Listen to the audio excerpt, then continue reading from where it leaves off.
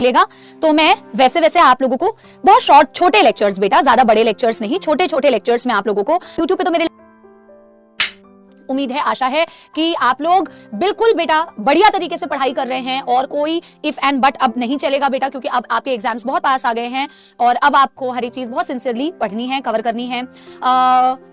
मैं क्या बोल रही थी, हाँ, अभी पहली बात तो क्लास में ही जो पढ़ाया जा रहा है उसको आपको अच्छे से पढ़ना है। रिवीजन चालू किया आप लोगों ने, साथ साथ में आप लोगों ने अपना खुद का रिवीजन प्लानर बनाया, हाँ, क्योंकि खुद का ही रिवीजन प्लानर बनाना है और खुद का रिवीजन प्लानर बना के रिवीजन भी स्टार्ट करना है बेटा। साइमल्टेनियसली बिल्कुल रिवीजन आप स्टार्ट कीजिए, आप 11th के चैप्टर्स को रिवाइज करना चालू कीजिए और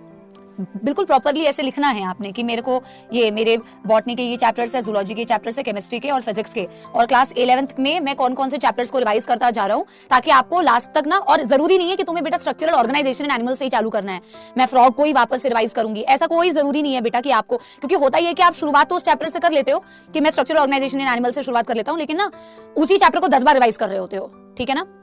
टाइम आपको खुद ही मैनेज करना है ना बेटा, but time you have to manage it somehow. आपको शेड्यूल में अपने रिविजन्स को भी ऐड करना है। फरवरी तक आपके सिलेबस खत्म हो जाता है आपका, मार्च एंड अप्रैल पूरा आपको ऑलमोस्ट रिवीजन के लिए मिलता है, बट मैं इसीलिए अभी से बोल रही हूँ, क्योंकि अभी से थोड़ा भी अगर रिवाइज करोगे तो टाइम तुम्हारा सेव होगा। और बेटा मैं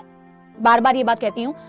आपको इधर उधर कुछ भी भटकने की जरूरत नहीं है, आपको चीजों को मल्टीपल टाइम रिवाइज करने की जरूरत है, ज्यादा टेस्ट देने की जरूरत है, ठीक है ना। तो ये नहीं है कि मेरे पास मार्च और अप्रैल बचा हुआ है तो मैं कुछ और चीजें कर लेता हूँ, कुछ और करने की जरूरत नहीं है बेटा। जो भी आपको बैच के अंदर मिल रहा है, जो भी आप टेस्ट दे रहे हो, हाँ, टेस्ट ज्यादा से ज्यादा दे दो, उतने से ही उतना आपके लिए मोर देन सफिशिएंट है। जो बच्चा जितनी ज्यादा बार खुद से चीजों को बेटा पढ़ेगा, टीचर्स के पढ़ाने से केवल आपका बेटा, टीचर्स ने तो पूरे साल भर आपको पढ़ा दिया, लेकिन अब आप उन चीजों को कितने अच्छे से रिटेन कर पाए, आपको कितने अच्छे तरीके से याद है, कितने अच्छे तरीके से क्वेश्चन सॉल्व कर पा रहे हो, वही आपके एग्जाम हॉल में बेटा डिफरेंस क्रिएट करेगा। सो इट्स बेटर कि आप अपने रिविजन्स बहुत अच्छे से करें, ठीक है। आवाज कम है क्या?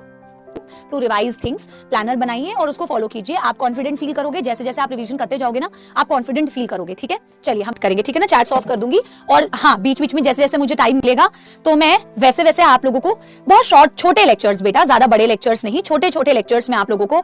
1 घंटे के, कभी मेरे पास पॉसिबिलिटी हुई तो मैं प्रोवाइड करूंगी। यूट्यूब पे तो मेरे लेक्चर जा ही रहे हैं, मैं कोशिश कर रही हूँ कि वहां पे भी आप लोगों को 1 शॉर्ट लेक्चर, मतलब अगर किसी को रिवीजन करना हो तो वहां से भी रिवीजन आप कर सकते हो, दैट्स द सेम लेक्चर जो आपको बैच में दिए जाते हैं बेटा। कंटेंट कोई डिफरेंट नहीं है, वो बच्चे का माइंडसेट होता है, उसको लगता है कि कुछ और मिल जाएगा तो वो नया है, कुछ और मिलना नया नहीं होता बेटा, it is the same thing only, है ना। तो आप चाहो तो उन लेक्चर से भी अपनी रिवीजन और चीजों को यूटिलाइज कर सकते हो, ठीक है। आपको मेहनत करनी है, अब सिंपल सी बात हो गई खत्म। अब मैं आप लोगों को रिवाइज करा रही हूँ बेटा।